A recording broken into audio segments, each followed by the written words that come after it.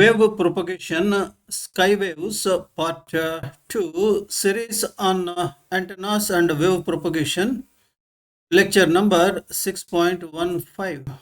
Sky wave propagation is capable of providing beyond the horizon type of communication link, wireless communication link. The presentation on sky waves is given in two sessions, in two parts.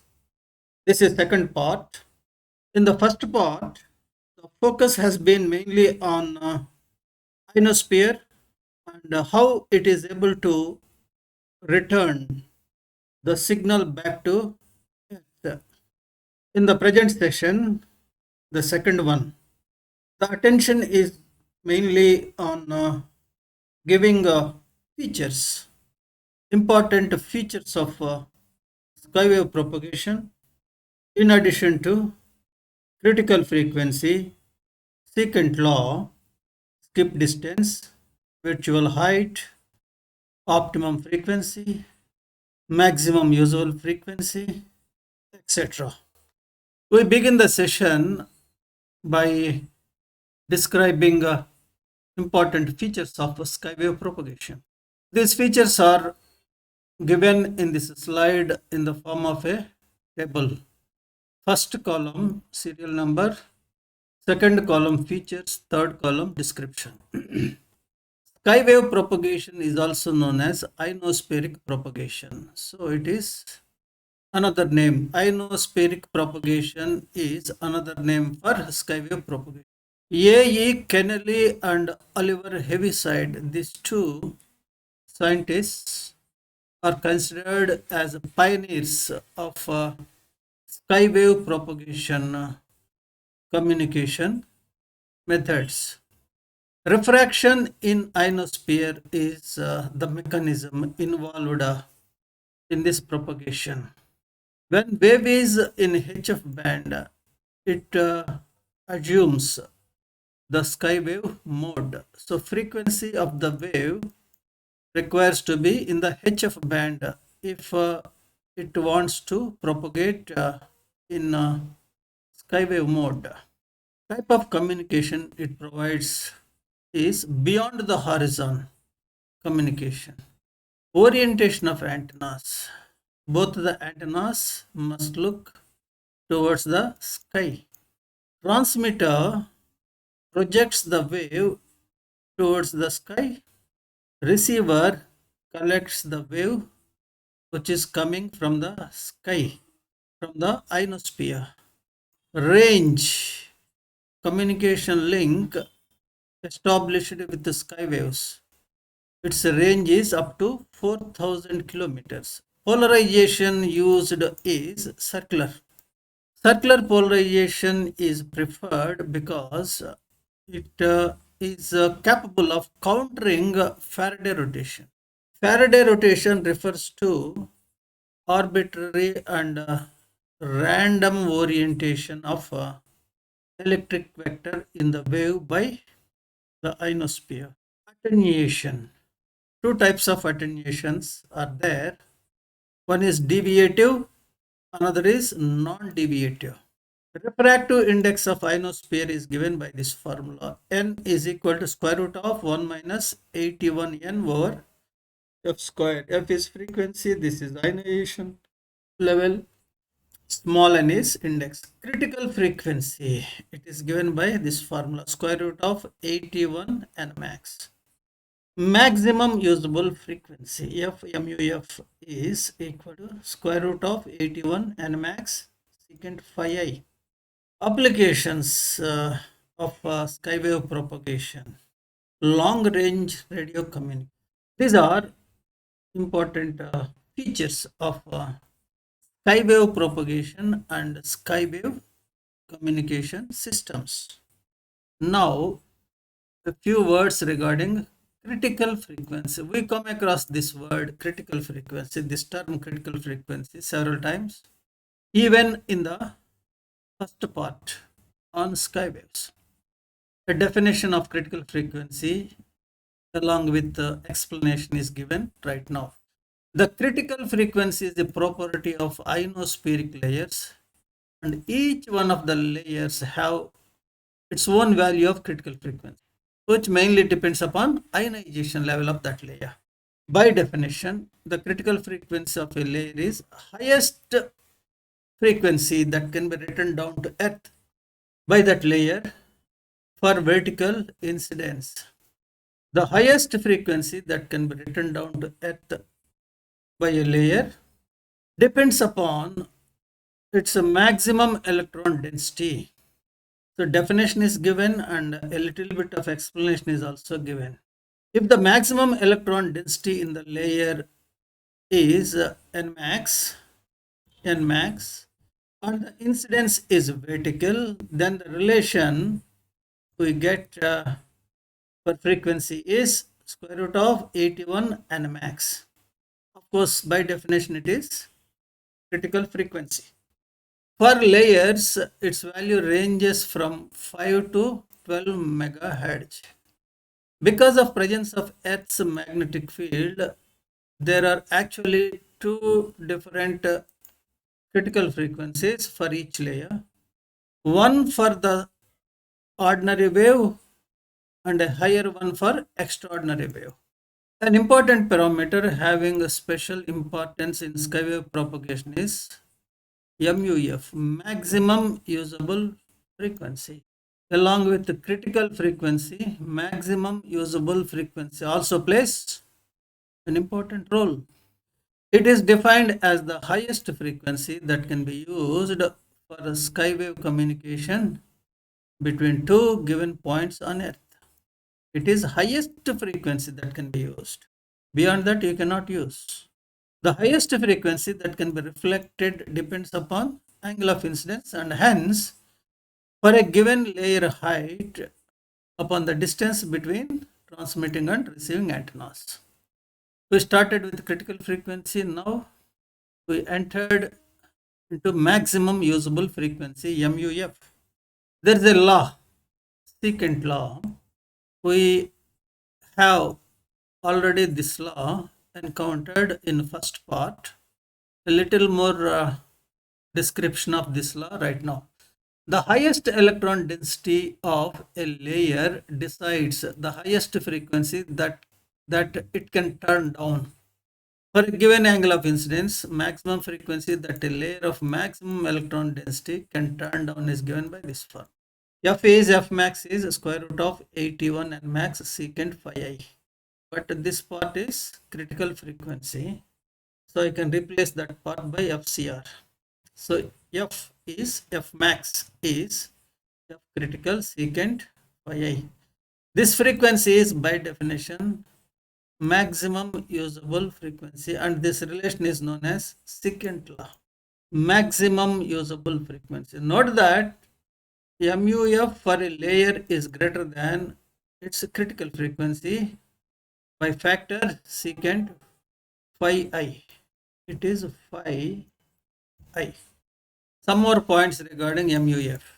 Strictly speaking, secant law applies only to flat earth and a flat reflecting layer. There exists a different value of MUF for each pair of points on the globe, and the normal values of MUF range from 8 to 35 megahertz. The MUF for any given path at any time of day is calculated through the use of available world contour charts, which show the worldwide variation of MUF with the local time for all latitudes. Some more terms we discuss here. OF, optimum frequency. LUHF, lowest usable high frequency. Optimum frequency. What is optimum frequency? The OF is the operating frequency that can be used for skywave communication between 2 points on the surface of the earth. It lies between 50 to 85% of the predictable MUF between those points. That is optimum frequency.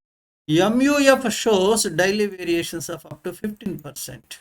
about the monthly average, and for this reason, to have reliable communication, it is required to use a frequency lower than predicted MUF. But it should not be too low because attenuation varies approximately as inverse square of frequency. It usually lies in between MUF, LUHF, which is going to be defined. LUHF, it stands for lowest useful, not usable, lowest useful, or it can be usable too. High frequency, LUHF. It is defined for a given distance and a given transmitter power as lowest frequency in the HF band that can give satisfactory reception. This is the definition of LUHF, lowest useful high frequency. Even if you use usable in place of useful, meaning doesn't change much. So you can use either word. Unlike MUF, which depends only upon the state of the ionosphere and the distance between transmitter and receiving points, the LUHF takes into account the factors like effective radiated power and unabsorbed field strength, absorption characteristic of the ionosphere for the paths between transmitter and receiver, required field strength, which in turn depends upon radio noise at the receiving location and the type of service involved. Some more points regarding OF and LUHF. For any frequency less than MUF, if the incident field strength calculated considering only absorption is greater than the required field strength calculated under third factor, that is radio noise, communication can be established. The lowest frequency for which this occurs is lowest useful high frequency. In this slide, a little bit of explanation is given. A little bit of description of importance of LUHF is given. Another important parameter in skywave propagation is skip distance. In any skywave link, with the decrease in the incidence angle, the distance of the point from the transmitter at which returned ray falls over the surface of the earth decreases. This decrease continues until the incidence angle becomes cos inverse critical frequency by frequency of the. Further decrease in the incident angle causes the wave to escape into free space, never to return back again. Thus, there exists a distance from the transmitter within which returned wave cannot exist, and the receiver of the link must be placed beyond this distance. The skip distance is the minimum distance. The actual distance should be more than skip distance for the satisfactory functioning of a skywave communication link. It is described here. Concept of skip distance is described here. Ray 1, ray 2, ray 3. So this is 1, this is 2, this is 3. As the incidence wave is moving more and more towards vertical incidence, notice the point of returning to earth of the wave, it is moving more and more towards the transmitter. Now notice fourth wave. After 3, 4. The fourth wave is not at all returning to earth. It escaped. Fifth wave also escaped. If we place the receiver beyond return of third wave or second wave or first wave, then it is possible to have a satisfactory communication link. If the receiver is placed nearer to the transmitter than the point of return of wave 3, then what happens? There is no wave coming from the sky, therefore communication link cannot be established. So The distance of the receiver should be more than certain value. That value is called skip distance. Some more points regarding skip distance. The minimum distance measured along the surface of the earth from the transmitter beyond which the return wave of a given frequency can reach is called skip distance. It is the minimum distance. This parameter depends upon the frequency. The higher the frequency, the greater is the skip distance. It also depends upon critical frequency of a particular ionization layer used for the communication. Frequency which makes a given distance correspond to skip distance is MUF for that pair of points. So skip distance and MUF, these two are related. That relation is described in this particular sentence. Another important parameter is virtual height. Below the ionospheric layer, the incident and refracted rays follow paths that are exactly same as they would have been if reflection had taken place from a surface located at a greater height. The height of this surface is called virtual height. It can also be defined as the height that would be reached by a short pulse of energy showing the same time delay as does the actual pulse reflected from the layer but traveling with velocity of light. Using pulse delay measurement technique, virtual heights of layers are measured. Here is described virtual height. The skip distance, critical frequency, and maximum usable frequency. All the three parameters can be related. The relation is given by this formula. D skip is 2h square root of f MUF by FCR whole square minus 1. Here h is virtual height. Here is shown a skywave link. The speciality of this link is at the receiving point, one can see two components of the wave. One component, it goes, hits the ionosphere, returns back to the point of reception. Another part, notice, another part is taking an extra step. First, it is going to ionosphere, returned back to earth. There it gets reflected. Again, it goes to ionosphere. There it gets again refracted or turned down to earth, ultimately reaching the reception point. These two. This type of communication is also possible. This is an example for multi-path skywave propagation. Now, a few points regarding attenuation. Attenuation varies approximately as inverse square of the frequency, and hence it is desirable to use as high a frequency as possible without approaching too close to MUF. One can understand this with the common sense. Absorption in the ionosphere can be classified as a deviative and non-deviative absorption. Except these two, in general, it is found attenuation is negligible, small in the ionosphere. Notice in skywave propagation, what happens is wave enters into ionosphere. There it gets refracted. Now, when it is traveling through the ionosphere, certain amount of absorption takes place. It results in attenuation. It is named as sum of deviative and non-deviative attenuation or absorption. Deviative absorption occurs in that region of the ionosphere where the wave is bent back to earth, except for frequencies near the critical frequency of the reflecting layer. This type is small. Non-deviative absorption in general large.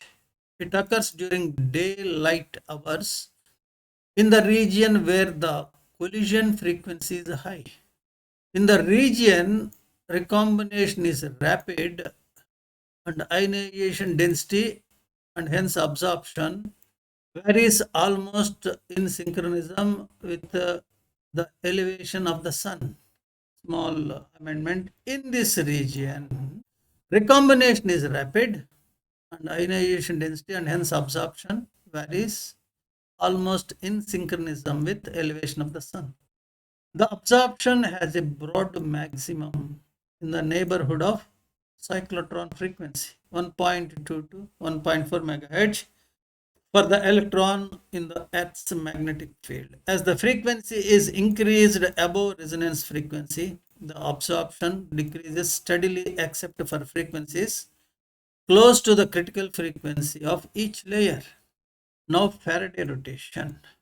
When a linearly polarized wave travels longitudinally in the ionosphere, it remains as linearly polarized one after propagation, but the plane of polarization gets rotated, which is called Faraday rotation.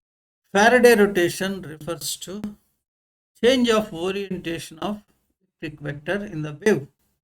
This happens when the wave passes through ionospheric layers.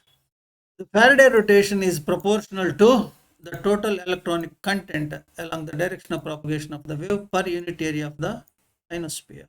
As the electron content keeps fluctuating with time, the Faraday rotation varies randomly with the time. The Faraday rotation is inversely proportional to the square of the frequency. At microwave frequencies, it is negligibly small, but at VHF, very high frequency band, and UHF band, ultra high frequency band, it is hundreds of radians. Some more points regarding Faraday rotation. In a linearly polarized wave coming to Earth from satellite, the orientation of electric vector of the wave keep varying as a function of time, resulting in the fading of the received signal. Faraday rotation is a serious problem. It can spoil the entire communication link. So it has to be taken care while designing skywave links. To counter fading, the transmitted signal must be circularly polarized.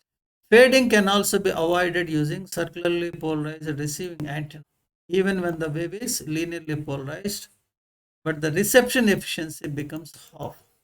Ionospheric propagation is essentially suited for long distance communication, and hence it is complementary to ground and space wave mode of propagation. The spatial location reached by ionosphere waves cannot be reached by the ground or space waves and vice versa. With this, we come to an end of the session. Here, certain important terms like virtual height, skip distance, maximum usable frequency. They are all defined, explained, described. Absorption, attenuation, Faraday rotation, they are also described along with the fading. With this, we come to an end to the second part of the presentation on skywave propagation. Hope this session is useful to you. We meet again soon in another session with a new topic.